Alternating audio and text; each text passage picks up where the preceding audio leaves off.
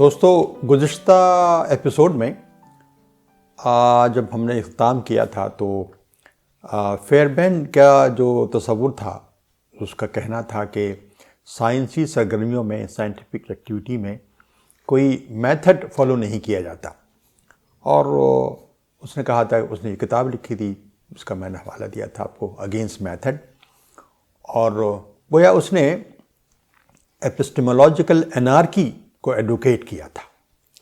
اصل میں ہوتا یہ ہے کہ جب ہم کوئی آبزرویشن کرتے ہیں تو جو تھنکنگ مائنڈس ہوتے ہیں وہ اس آبزرویشن، اس میں کیا ہو رہا ہے اس کے سلسلے میں کوئی ایک ہائپوتھیسس بنا لیتے ہیں کہ یہ اس طرح سے ہو رہا ہوگا، اور ہائپوتھیسس بنا کے اس کو پھر وہ ایکسپریمنٹ اس کے پس منظر میں ڈیزائن کرتے ہیں۔ یہ ہو سکتا ہے کہ وہ ہائپوتھیسس صحیح ثابت ہو اس ایکسپریمنٹ کے نتیجے میں، اور بعض اوقات ایسا بھی ہوتا ہے کہ وہ صحیح ثابت نہیں ہوتا، اور یہ بھی ہوتا ہے کہ اکثر ہم ہائپوتھیسس ایک سے زیادہ بناتے ہیں۔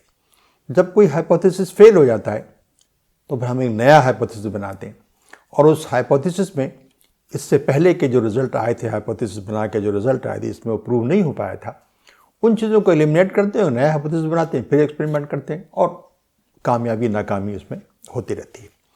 لیکن اس میں ایک بات کا خیال رہنا چاہیے کہ یہ جو ہم ہائپوتھیسس بناتے ہیں یا جو آبزرویشن جو ہوتا ہے اور پھر اس کے بعد جو ایکسپریمنٹیشن ہوتا ہے، یہ بات واضح رہے کہ چاہے یہ آبزرویشن مائکرو سطح کا ہو یا میکرو سطح کا ہو، یہ ضروری ہے کہ یہ آبزرویشن ہماری جو گرفت ہے، یعنی وہ میزریبل ہو، وہ ویبل ہو، اور لاجیکلی وہ کنسیویبل ہو، یہ اس کا ہونا ضروری ہے۔ گویا کہ یہ گرفت میں ان کی آنا چاہیے آبزرویشن۔ اگر ہائپوتھیسس کوئی ایسا بنے گا جس میں اس معیار پر وہ ہائپوتھیسس پورا نہیں اترے گا تو وہ کوئی سائنٹیفک ہائپوتھیسس نہیں کہلائے گا۔ گویا کہ یہ اس کی میزریبلٹی، اس کی ویبلٹی اور اس کی لاجیکل کنسسٹنسی یہ مسٹ ہے، اس کے بغیر کوئی آبزرویشن، کوئی چیز جو ہے سائنٹیفک نہیں ہو سکتی۔ اب دیکھیے ہوا یہ تھا کہ یہ فیئربینڈ نے یہ کیا تھا کہ اس نے میتھڈ کا انکار کیا۔ تو اس نے جب میتھڈ کا انکار کیا تو اس کا مطلب یہ تھا کہ یہ جو پروسیس ہے نا، یعنی آبزرویشن یا پہلے کہ یہ ہائپوتھیسس، آبزرویشن، ہائپوتھیسس، پھر ایکسپیریمنٹ اور پھر انفرنس، یہ جو ترتیب ہے، یہ جو ایک ریگولیرٹی ہے ان تینوں چیزوں، چاروں اسٹیپس کی، اس کے بارے میں اس نے یہ بات کہی تھی کہ ضروری نہیں ہے کہ اس کو یہ فالو ہوتا ہو۔ بعض اوقات ایسا بھی ہوتا ہے کہ پہلے ایک نتیجہ نکال لیا جاتا ہے اور اس نتیجے کو سامنے رکھتے ہوئے ہم ایکسپیریمنٹ ڈیزائن کرتے ہیں اور رزلٹ پر پہنچ جاتے ہیں جو کہ صحیح رزلٹ ہوتا ہے۔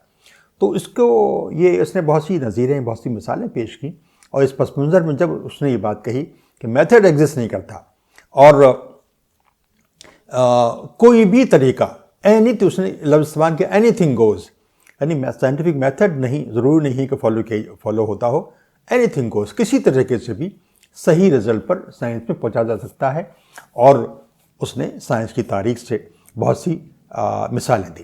اچھا، اب ایک بات بہت امپورٹنٹ ہے، وہ یہ ہے کہ اینی تھنگ گوز اور سائنٹیفک میتھڈ میں اختلاف کے باوجود جو بات کامن ہے وہ یہ ہے کہ انفرنس کا جو آخری مرحلہ ہے سائنٹیفک ایکٹیویٹی میں، انفرنس کا، جس میں کہ ایکسپیریمنٹ کے ذریعے ہم کسی نتیجے پر پہنچتے ہیں، تو اصل میں بات یہ ہے کہ اس کا جو میکینزم ہے، انفرنس جو نتیجہ نکالا ہے، اس میں جو میکینزم ہم نے سوچا کہ یہ کام اس طرح سے ہو رہا ہے سائنس کے اندر، یہ دونوں میں کامن ہے۔ یہ سائنٹیفک میتھڈ میں بھی کامن ہے، اور اینی تھنگ گوز والا جو طریقہ ہے اس میں بھی کامن ہے، ان دونوں میں کوئی فرق نہیں ہے۔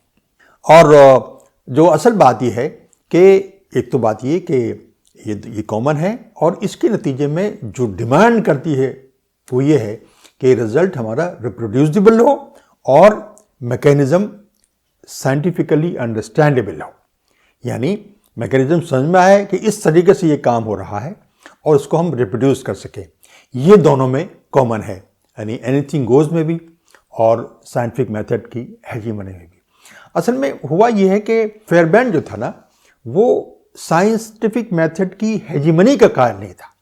वो ये समझता था कि साइंस बेसिकली एक ह्यूमन एक्टिविटी है, और ह्यूमन एक्टिविटी में ज़रूर नहीं है, जैसे और बहुत से इल्मी एक्टिविटीज़ होती हैं, बहुत सारे काम होते हैं, तो उनमें भी कोई ना कोई तरीका, कोई मेथड उसमें भी इस्तेमाल होता है। तो ये जो चीज़ें हैं, इसमें कोई एक मेथड नहीं होता, बल्कि जैसे जैसे काम आगे बढ़ता रहता है, उसमें आसानी के तहत एक जो वर्कर है, जो रिसर्चर है, जिस तरीके से चाहता है, जिस तरीके से वहाँ पहुँचना चाहता है, वो पहुँच जाता है। बस उसमें स्टैंडर्ड ये होना चाहिए कि वो रिप्रोड्यूसिबल हो और मैकेनिज़्म अंडरस्टैंडेबल हो।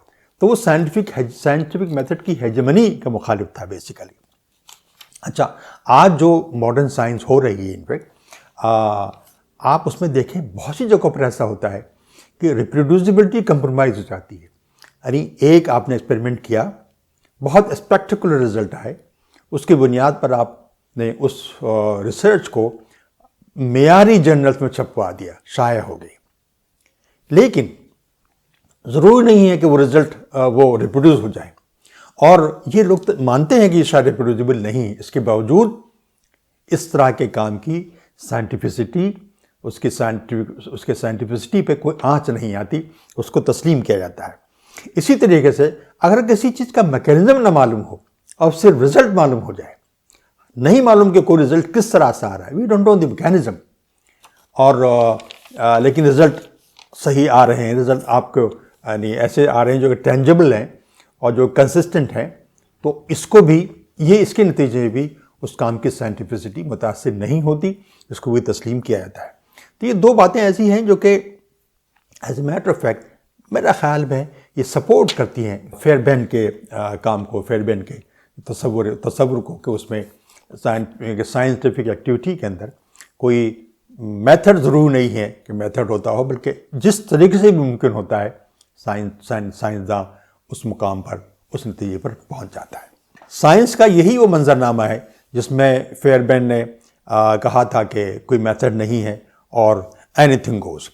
लेकिन उसने एक बात बड़ी अहम कही इसके बाद, ये कहा कि जो एपिस्टेमोलॉजिकल एनार्की है, यानी कोई मेथड नहीं है और कोई भी चीज़ आप नतीजा पहले निकाल लें, मैकेनिज़्म और एक्सपेरिमेंट बाद में करें, उसकी रोशनी में उसको डिज़ाइन करें, या ये कि पहले से ऑब्जर्वेशन करें, फिर कोई हाइपोथेसिस बनाएं और फिर एक्सपेरिमेंट करें और फिर नतीजे पहुँचें।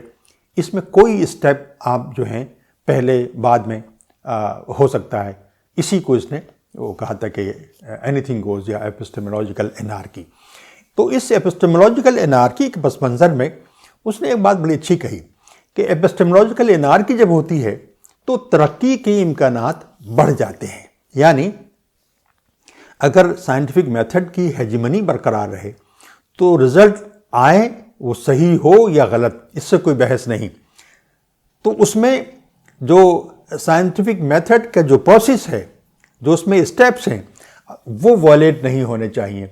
इसके नतीजे में फेयरबैन का कहना ये था कि बहुत से रिज़ल्ट रुक जाते हैं और उसके नतीजे में हम इंसानी तरक्की जो है वो धीमी पड़ जाती है, काफ़ी देर लग जाती है। लेकिन अगर आप इसको अलाउ कर दें कि ज़रूरी नहीं है कि ये स्टेप फॉलो किए जाएं, उसके नतीजे में रिज़ल्ट क्विक आएंगे और इंसानी तरक्की के इम्कानात रोशन तर हो जाएंगे। एक फील्ड है हमारे यहाँ मेडिसिन के अंदर, होम्योपैथी, हम सब जानते हैं उससे, बहुत पॉपुलर फील्ड है और तकरीबन हर मुल्क के अंदर एक्सेप्ट फ्यू ये इसको प्रैक्टिस किया जाता है। लेकिन साइंसदान इसको तस्लीम नहीं करता, साइंटिस्ट इसको तस्लीम नहीं करता। हालांकि जब वो एडमिनिस्टर होती है दवा इंसानी बॉडी के अंदर, किसी को नहीं मालूम कि वो कैसे फंक्शन करती है।